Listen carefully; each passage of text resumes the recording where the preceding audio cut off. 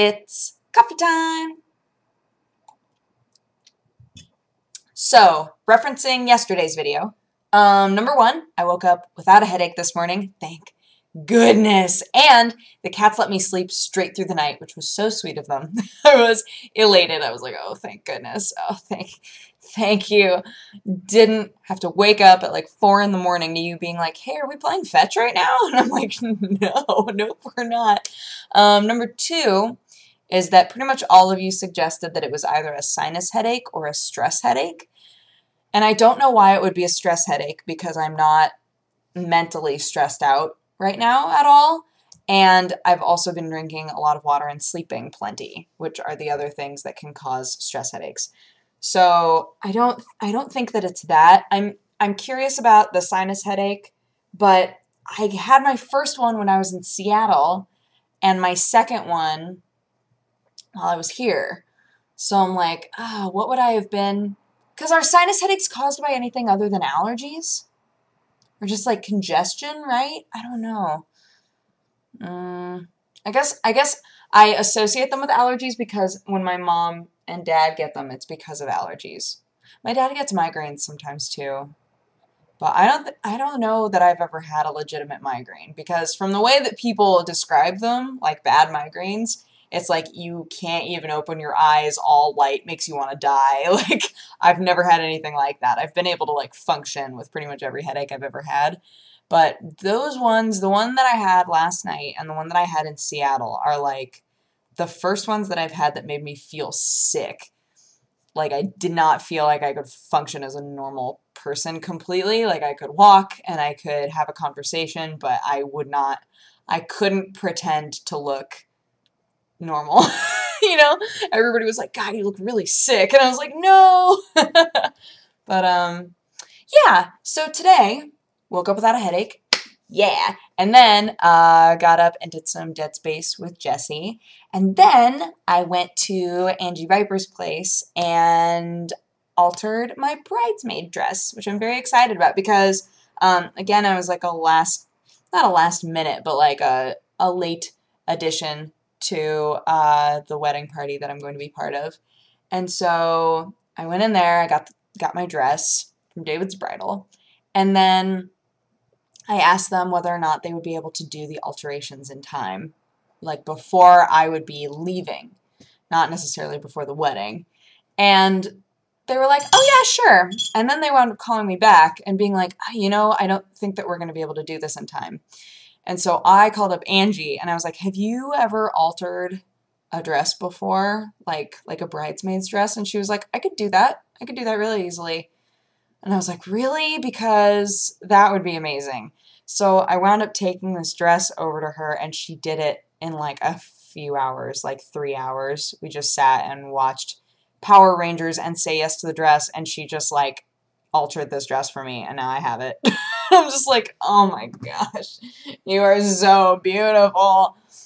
And like I barely got to help really. It was kind of just a one-man job, but I felt useful. I felt that I was the moral support. Just sat there and I was like, thank you. Thank you. You're so pretty. While she was just sewing away and we were making jokes about Rita. It was fantastic. So I'm very glad to have that out of the way and have that just done because I was so stressed out about that. Not so stressed out. That's an exaggeration. I shouldn't say that. I wasn't so stressed out about that.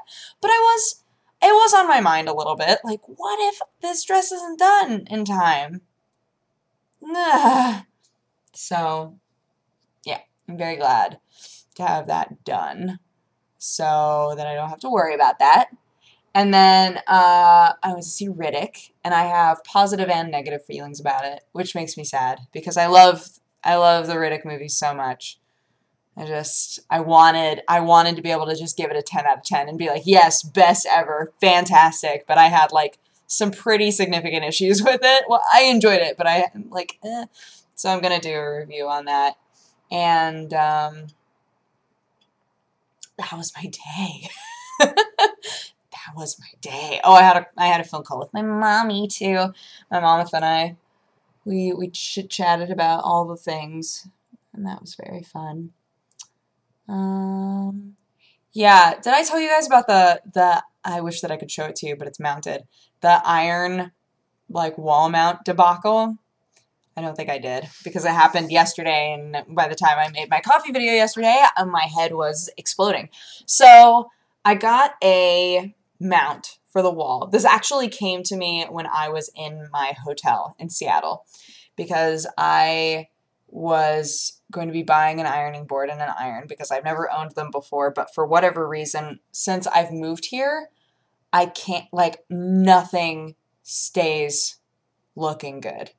Like, all of my shirts are wrinkly, all of my pants are wrinkly. I'm just like, how does this happen? I don't understand. And I don't know if it's like weirdly humid in here sometimes or what. I don't know. I don't know what the problem is, but I determined, you know what, I really need an iron and an ironing board. I need to be able to like make myself look presentable because walking in wrinkly clothes all the time is not my jam. I don't like that. So, yeah, so when I was in my hotel room in Seattle, I like opened up the closet and I was putting on clothes and I realized that there was like this little mount like right in the back corner of this closet. There was like a little mount that had the ironing board on it and had the iron on top. And I was like, that's very convenient. That's very cool. I wonder if I could do that in my apartment. So I wound up like looking and I was like, yeah, I think I can definitely pull this off. Bought a mount and an iron and an ironing board. And the ironing board and the iron mount came on the same day, which was yesterday. And I mounted it, and then I went to put the ironing board on the mount, and I couldn't get it to work. And I just about tried to snap that ironing board in half. I was like, are you kidding me? I was going to feel so cool. I was going to have this nice like mount here for my iron and my board, and I was going to feel like an adult. And then it doesn't even go on the mount. Like, oh. But no, guys. Thank goodness. Turns out I was trying to do it all wrong, and it went perfectly on the mount, and I was freaking out for nothing. Freaking out again is an over-exaggeration. I tend to over-exaggerate. I don't know if you've noticed, but I was sad. I was just sad in my little heart. I was like, oh man, I just wanted all of this to work. And then it did. But it took some finagling, which means that literally every single time I use that ironing board, I'm going to have to, like, finagle it, which I'm not into. I'm not into finagling. Just, nope.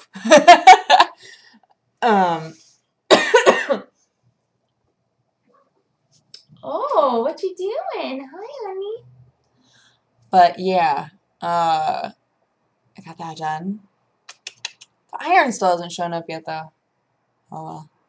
I had a peach, one of the peaches from the Amazon Fresh box that I got, and man, I have to say, after being in Ukraine, no peach is ever going to be that good again. It's kind of like potatoes. Like, since being in Estonia, there's never going to be a potato that's as good as the potatoes straight out of the ground in Estonia. It's like, man, Europe is ruining me for food. Like, European produce is just, God, so good.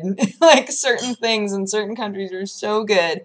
And I remember when I went to visit Kate, she was super into, like, the fruit that they had there, just, like, buying it off the street. I was like, dope. And, man, I had a peach there, and I was like, this is the most amazing peach I've ever had in my life. Hey, what you doing? I should take out those boxes, huh? So that you're not running into them all the time. Oh my goodness. Hey, be nice. You're bigger than her. Sillies. But yeah. Guess that's about it. I'm gonna go make sure that they don't kill each other. But I hope that you guys had an amazing weekend, and I will talk to you again tomorrow. Bye-bye. Mwah.